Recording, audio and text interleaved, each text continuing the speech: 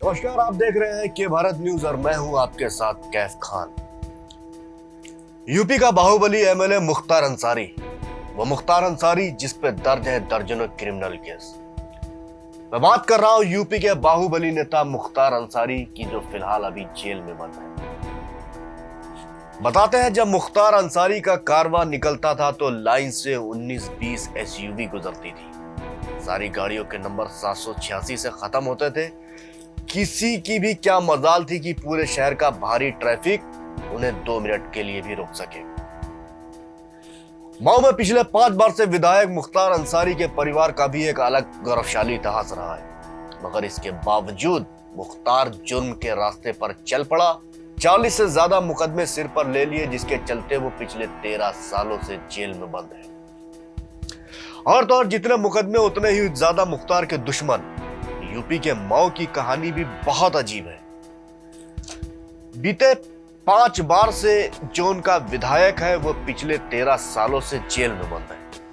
Murder, kidnapping, extortion जैसी दर्जनों संगीन वारदातों के आरोप में मुख्तार अंसारी के खिलाफ 40 से ज्यादा मुकदमे दर्ज हैं। फिर भी दबंगई इतनी कि जेल में रहते हुए भी न सिर्फ चुनाव जीतते हैं बल्कि अपने गैंग को भी चलाते हैं। 2005 में मुख्तार अंसारी पर मऊ में हिंसा भड़काने के आरोप लगे। साथ ही साथ जेल में रहते हुए बीजेपी नेता कृष्णानंद राय की 7 साथियों समेत हत्या का इल्जाम भी अंसारी के माथे पर लगा। मऊ में दंगा भड़काने के मामले में मुख्तार ने गाजीपुर पुलिस के सामने सरेंडर किया और तभी से वो जेल में बंद है। पहले उन्हें गाजीपुर जेल में रखा गया, फिर वहां से मथुरा जेल भेजा गया, फिर मथुरा से आगरा जेल और आगरा से बांदा जेल भेज दिया गया। उसके बाद से आज तक मुख्तार को बाहर आना नसीब नहीं हुआ, लेकिन फिर भी पूर्वांचल में उनका दबदबा कायम है। वो जेल में रहकर भी चुनाव जीतते हैं। ठेकेदारी, खनन, स्क्रैप, शराब, रेलवे ठेकेदारी में अंसारी का कब्जा आज भी है, जिसके दम पर उसने अपनी सल्तनत खड़ी की है। मगर यह रॉबिन हुड अगर अमीरों से लूटता है तो गरीबों में बांटता भी है। ऐसा मैं नहीं कह रहा, ऐसा मऊ के लोग कहते हैं। उनका कहना है सिर्फ दबंगई ही नहीं बल्कि बतौर विधायक मुख्तार अंसारी ने अपने इलाके में काफी काम किया है। सड़कों से लेके पुलों तक, अस्पतालों से लेके स्कूल कॉलेजों तक, ये रॉबिन हुड अपनी विधायक निधि से 20 गुना ज्यादा पैसा खर्च करता है। आपसे मैं शायद कम लोगों को ही पता हो कि मऊ में अंसारी परिवार की इस इज्जत की एक वजह और है, और वो है इस खानदान का गौरवशाली इतिहास। खानदानी रसूख की जो तारीख इस घराने की है, वैसी शायद ही पूर्वांचल के किसी खानदान की हो। बाहुबली मुख्तार अंसारी के दादा डॉक्टर मुख्तार अहमद अंसारी स्वतंत्रता संग्राम आंदोलन के दौरान 1926 से 1927 में इंडियन नेशनल कांग्रेस के अध्यक्ष रहे थे और वे गांधी जी के बेहद करीबी माने जाते थे। उनकी याद में दिल्ली की एक रोड का नाम उनके नाम पर आज भी है। मुख्तार अंसारी के दादा की तरह नाना भी नामचीन हस्तियों में से एक थे। शायद कम ही लोग जानते हैं कि महावीर चक्र विजेता ब्रिगेडियर उस्मान मुख्तार अंसारी के नाना थे, जिन्होंने 47 की जंग में न सिर्फ भारतीय सेना की तरफ से नवशेरा की लड़ाई लड़ी बल्कि हिंदुस्तान को जीत भी दिलाई थी। हालांकि वो खुद इस जंग में हिंदुस्तान के लिए शहीद हो गए थे। खानदान की इसी विरासत को मुख्तार के पिता सुभान अल्लाह अंसारी ने आगे बढ़ाया। कम्युनिटी नेता होने के अलावा अपनी साफ सुथरी छवि की वजह से सुभान अल्लाह अंसारी को 1971 के नगर पालिका चुनाव में निर्विरोध चुना गया था। इतना ही नहीं, भारत के पिछले उपराष्ट्रपति हामिद अंसारी भी मुख्तार के रिश्ते में चाचा लगते थे।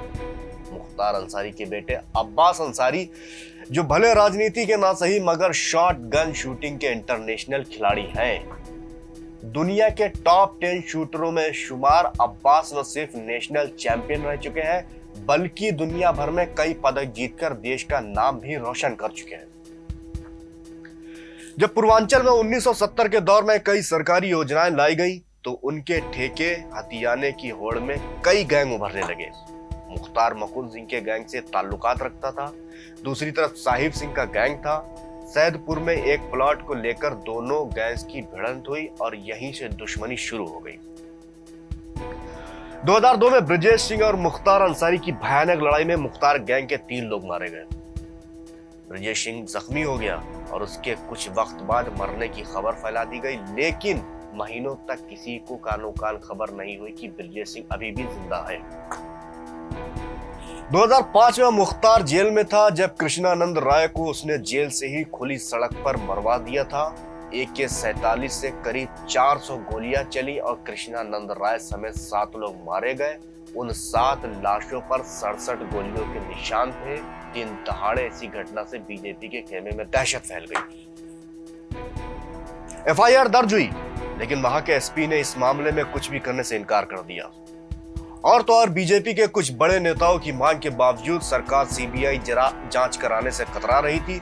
CBI जांच बैठी, लेकिन CBI ने बढ़ते दबाव के जवाब में केस को छोड़ दिया।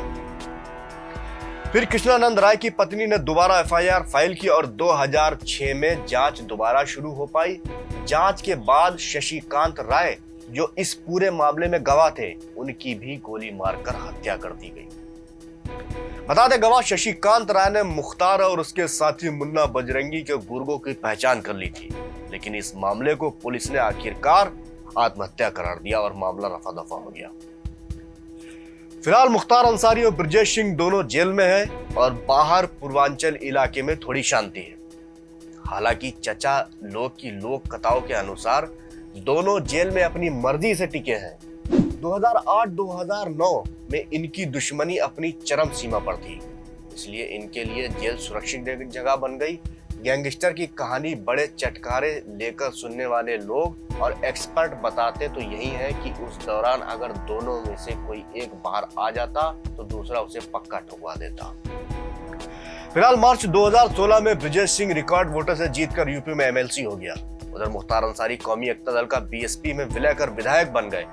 भले ही मुख्तार फिलहाल अस्पताल में हो, लेकिन उनकी ताकत का अंदाजा इस बात से आसानी से लगाया जा सकता है कि SGPGI जैसे अस्पताल में तीमारदारों की कुर्सियों पर मुख्तार अंसारी का कब्जा अभी भी बताया जाता है। फिलहाल के लिए बस इतना ही। मुझे दीजिए इजाजत, फिर मिलेंगे एक नई कहानी के साथ, एक नई क्रिमिनल स्टोरी के साथ। तब तक के लिए नमस्कार।